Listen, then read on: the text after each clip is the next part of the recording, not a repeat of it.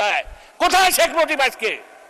শেখ হাসিনা অনেক কথা বলেছিলেন এই দেশের মানুষের সাথে, দেখবো দেখা যাবে কোথায় বিএনপি কোথায় জামাত। আজ শেখ হাসিনা কোথায়? আমি এক মেয়ের কাছে গেলাম ভোট চাইতে, মেয়েটা বললো যে বাবা নতুনের কথা শুনছি। কি গো? তো বলছে মা বাবা এখন নাকি মরার পর, মানুষের মরার পর আমরা জানি তোমার দিনকে তোমার রবকে এগুলো আল্লাহ জিজ্ঞাসা করে। ওই মেয়েটা আমাকে বলছে যে ভোট কাকে দিছো সেটাও নাকি আল্লাহ রাব্বুল আলামিন এবার জিজ্ঞাসা করবে। শুনতে শুনতে তো আমার মাথা খারাপ হয়ে গেল। আমি আবার গেলাম, যে ভোট তো সব শেষ হয়ে গেল। পরবর্তীকালে আমি যাই দেখলাম যে সব কথা যে মানুষ কর্ণপাত করে নাই, কারণ পুলিশ ওসি ভালো হয় কি করবে, দারোগারা হলো 2 নম্বর সব। আমার এলাকার সারিয়া বলে এক লোক ছিল আপনার মন্ত্রী, তার বিচার কি এই বাংলাদেশের মাটিতে হবে? হওয়ার সুযোগ আছে? সে লুটেরা, তার বাপ ছিল একটা পিয়ন, সে হাজার হাজার কোটি টাকার মানুষ করতে গিয়ে হলো, তার বেল কারখানা এখনো চলছে, তার ব্যবসাটা বাণিজ্য চলছে, তার হসপিটাল চলছে। এর বিচার বাংলার মাটিতে করতে হবে, তার ব্যবস্থা করতে হবে। সে রাশিয়ায় পালায় থাকলে তাকে আনার ব্যবস্থা করতে হবে। তার দ্বারা আমরা নির্যাতিত, তার কারণে আমার মাকে হারাইছি, আমার বউকে আমি দেখতে পারিনি। অতএব এই বিচার যাতে খুব শীঘ্র হয় তার ব্যবস্থা করতে মাননীয় স্পিকার। আলোচনায় অংশগ্রহণ করবেন রাজশাহী 6 আসন থেকে নির্বাচিত মাননীয় সদস্য জনাব মোহাম্মদ আবু সাইদ চাঁদ। জনাব মোহাম্মদ আবু সাইদ চাঁদ, আপনার সময় 5 মিনিট। ধন্যবাদ আপনাকে। আউযু বিল্লাহি মিনাশ শাইতানির রাজিম, বিসমিল্লাহির রহমানির রহিম। মাননীয় স্পিকার, আপনাকে ধন্যবাদ। সর্বপ্রথমেই মহান আল্লাহ রাব্বুল আলামিনের কাছে শুকরিয়া আদায় করি। পাশাপাশি আজকের এই বাজেটে অর্থমন্ত্রীকে ধন্যবাদ দিয়ে আমি কথা আরম্ভ করতে চাই। আপনি জানেন মাননীয় স্পিকার, এটা একটা ঐতিহাসিক বাজেট হয়েছে, ঐতিহাসিক বাজেট, যেটা বাংলাদেশের ইতিহাসে কোনো সময় হয়নি। এটাই প্রথম ঐতিহাসিক একটা বাজেট। এই বাজেটের পরপরই আমরা গ্রামে ছিলাম। আমি গ্রামে, আমার নির্বাচনী এলাকায় আমি বাস করি, সেখানে মানুষের হাট বাজারে যতদূর গিয়েছি ততদূর মানুষ খুশি এই বাজেটে। মাননীয় স্পিকার, পাহাড়কে ধাক্কা দিলে ফেলা যায় না, পাহাড়কে ধাক্কা মারি মাননীয় স্পিকার ফেলা যায় না। তা আজকে আমার বন্ধুরা যেসব কথা বলেন, আমরা তাদের উদ্দেশ্যে বলতে চাই যে আমরা জনগণের সঙ্গে ছিল বাংলাদেশ জাতীয়বাদী দল, জনগণের সাথে কোনোদিনই বিশ্বাসঘাতকতা করে নাই। আপনি জানেন যে 1971 সালে আমরা জনগণের সাথেই ছিলাম, আন্দোলনের সাথে ছিলাম, স্বাধীনতার পক্ষে ছিলাম। 1976 সালে বাংলাদেশের সমস্ত দল, বিরোধী দল এরশাদের কোলে উঠেছিল। আমরাই বাংলাদেশ জাতীয়বাদী দল বেগম খালেদা জিয়ার নেতৃত্বে এই বাংলাদেশে আমরাই তখন আন্দোলন করেছিলাম এবং 1991 সালে ক্ষমতাতে আসছিলাম। মাননীয় স্পিকার, আমাকে একটু সময় দেবেন, আমি দু একটা পুরাতন ইতিহাসের কথা বলতে চাই। 91 সালে এই দেশে প্রেসিডেন্ট গভর্নমেন্ট বাদ দিয়ে এই দেশে মন্ত্রিপরিষদ শাসন আমাদের বেগম খালেদা জিয়া সংসদীয় গণতন্ত্র প্রতিষ্ঠান করে। 1996 সালে মাননীয় স্পিকার, 1996 সালে সমস্ত দল একখানে হয়ে গেছিল, আন্দোলন করেছিল। বেগম খালেদা জিয়া গণতন্ত্রের প্রতি শ্রদ্ধা সম্মান জানিয়ে মাননীয় স্পিকার সেদিনকে তিনি তাদেরকে অস্ত্র দিয়ে সেদিনকেও তিনি বাংলাদেশে প্রথম এই তত্ত্বাবধায়ক সরকার গঠন করেছে। আমি বলতে চাই, পাহাড়কে যেরকম ধাক্কা দিলে ফেলা যাবে না। শেখ মুজিব লাল ঘোড়া দাবড়াতে চাইছিল, ইতিহাস সাক্ষী দেয়। কোথায় শেখ মুজিব আজকে? শেখ হাসিনা অনেক কথা বলেছিলেন এই দেশের মানুষের সাথে, দেখবো দেখা যাবে কোথায় বিএনপি কোথায় জামাত। আজ শেখ হাসিনা কোথায়? আমরা বিএনপি বাংলাদেশের প্রত্যেকটা আন্দোলনের সংগ্রামে ছিলাম। মানুষের সাথে বিশ্বাসঘাতকতার ইতিহাস আমাদের জানা নাই, আমরা করি নাই। 96 বলেন, 2001 সালে বলেন, 2009 সালে বলেন, 17 সালে বলেন, আমরা কোনোদিন জানি না।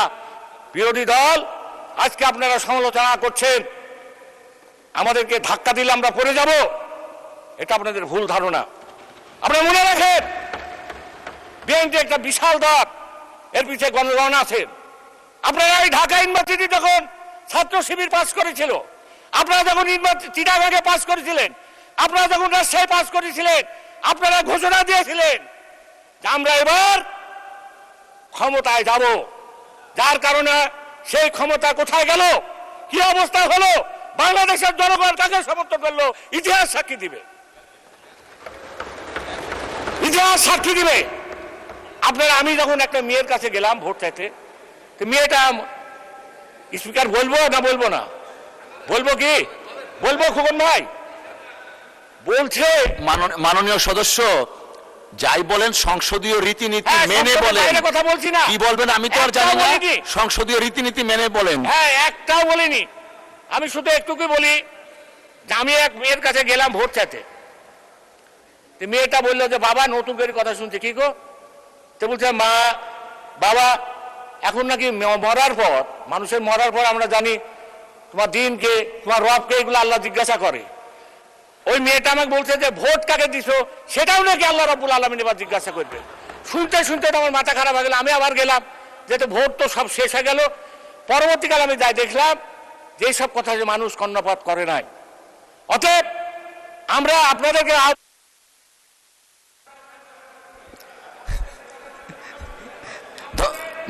মাননীয় সদস্য মাইকটা তো লাগবে, একটু থামেন, মাইক চলে গেছে।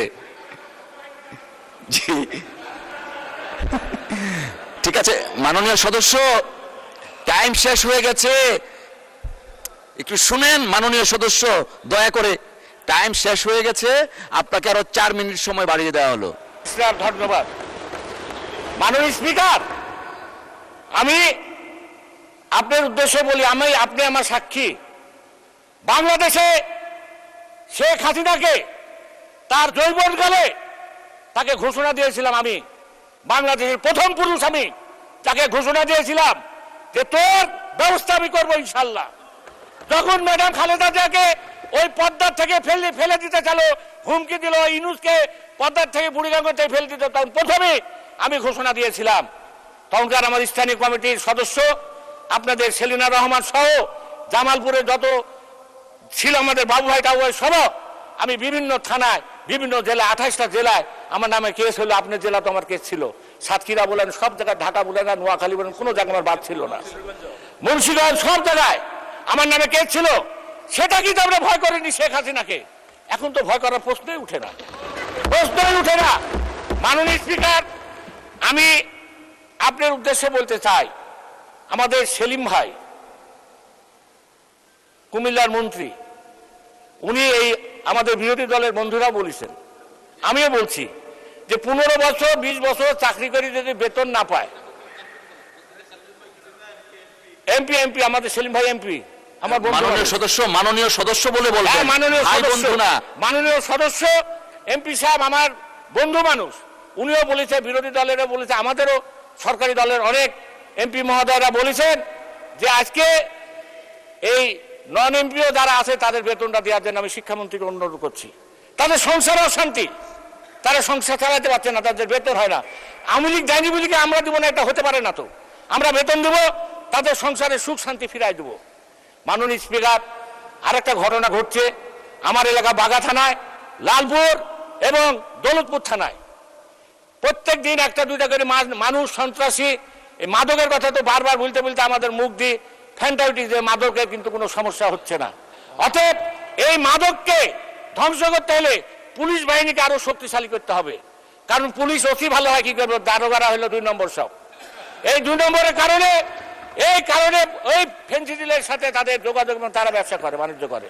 মাননীয় স্পিকার, অতএব এই ব্যবস্থা করতে হবে। তাদের গুলাগুলি চলছে। আমি অনুরোধ করবো, আজকে আমাদের নাটোরের হুইপ আছে, লালপুরের আমাদের এমপি সাহেব, মন্ত্রী সাহেব পুতুল আছে, সহ আমাদের বাচ্চুবা আছে, দৌলতপুরের আমি আছি। আমাদের ওই এলাকার যাতে শান্তি ফিরায়, মানুষ শান্তি পাচ্ছে না। মাননীয় স্পিকার, আমার মিলন ভাই বলেছে আমের কথা, আমি বলতে চাই না, আম মানুষ না খায় এখন পড়ে যাচ্ছে। মাননীয় স্পিকার, কিছু কিছু আম আছে, এগুলো চলছে না। অতএব ওখানে আমের একটা কোল্ড স্টোর করেন। আমার বন্ধুরা বলছেন যে জিনিসের দাম, পেঁয়াজের দাম, আমার মনে হয় 1 বছর পর পেঁয়াজ রপ্তানি করবো, আমরা চালও রপ্তানি করবো ইনশাল্লাহ, চিন্তার কোনো কারণ নাই। আর এটা জিয়া রহমানের সাহেবের সন্তান, মনে রাখতে হবে কথাটা। জিয়া রহমান সাহেব যখন 1974 সালে এদেশে দুর্ভিক্ষ হয়, তখন এই জিয়া রহমান সাহেবই এদেশের মানুষকে 2 বেলা ভাত খাওয়াইছিল, মানুষের মুখে হাসি ফুটাইছিল। তারই উপযোগ্য সন্তান আমাদের তারেক রহমান সাহেব এই ঘাটতি বাজেট ইনশাল্লাহ পূরণ করবে, যেখান থেকে হোক আইনি পূরণ করবে, আপনারা ঘাবড়েন না। আপনারা আমাদেরকে সমর্থন করেন, একটা বছর সমর্থন করেন। আপনাদের সাথে অনেক আন্দোলন করেছি, সংগ্রাম করেছি। দেলোয়ার হোসেন মারা যাওয়ার পর দেলোয়ার হোসেনের সন্তান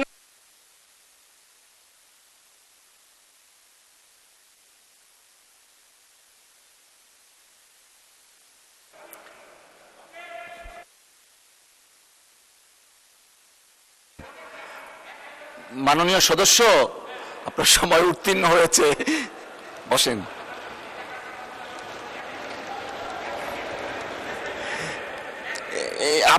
আপনি অনেক জনপ্রিয়, ডান বাম মধ্য সব জায়গায় চাচ্ছে।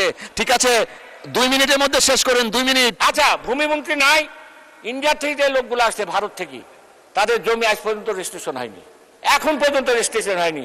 এই জমিগুলো রেজিস্ট্রেশন করার আপনার মাধ্যমে ভূমিমন্ত্রীকে খুব তাড়াতাড়ি যাতে রেজিস্ট্রি হয় তার জন্য আমি অনুরোধ করছি। এটা হলো আমার অনুরোধ। এই বিষয়টা অনেক দিন দীর্ঘ হয়ে যাচ্ছে, এটা করবেন। আর আমার এলাকার সারিয়া বলে এক লোক ছিল আপনার মন্ত্রী, তার বিচার কি বাংলাদেশের মাটিতে হবে? হওয়ার সুযোগ আছে? সে লুটেরা, তার বাপ ছিল একটা পিয়ন, সে হাজার হাজার কোটি টাকার মানুষ থেকে হলো, তার মেল কারখানা এখনো চলছে, তার ব্যবসা বাণিজ্য চলছে, তার হসপিটাল চলছে। এর বিচার বাংলার মাটিতে করতে হবে, তার ব্যবস্থা করতে হবে। সে রাশিয়ায় পালায় থাকলে তা খানার ব্যবস্থা করতে হবে। তার দ্বারা আমরা নির্যাতিত, তার কারণে আমার মাকে হারাইছি, আমার বউকে আমি দেখতে পারিনি। অতএব এই বিচার যাতে খুব শীঘ্র হয় তার ব্যবস্থা করতে মাননীয় স্পিকার। আর আমার আরো কথা ছিল, আপনি সময় দিতে চাচ্ছেন না। হ্যাঁ, আর একটু বলি মাননীয় স্পিকার, আমি আপনাকে বলি, আমার এলাকার আমের সমস্যা, কৃষি ভূমির সমস্যা, রাস্তাঘাট নাই, এমপিও শিক্ষকরা রোজ এসে আমার বাড়িতে কানতে চায়, ভাত নাই, কাপড় নাই, বউ আইসি পর্যন্ত কামে। ওই জন্য আমি এই ব্যবস্থা, আর হসপিটালের অবস্থা তো সবাই বলে আমার হসপিটালের অবস্থা সবার থেকে আরো খারাপ, চারঘাট বাঘাট আরো খারাপ, এই বলার ভাষা নাই।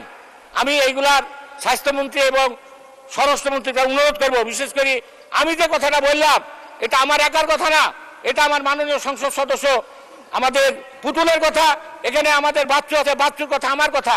অতএব এই ব্যবস্থাটা আমি অতি শীঘ্র দেখতে চাই। কেন জেনে কতটি সন্ত্রাসী আছে বাংলাদেশে, যখন থেকে গুলি করি, মারামারি করি, তারা এইভাবে ব্যবস্থা করে। ধন্যবাদ মাননীয় সদস্য।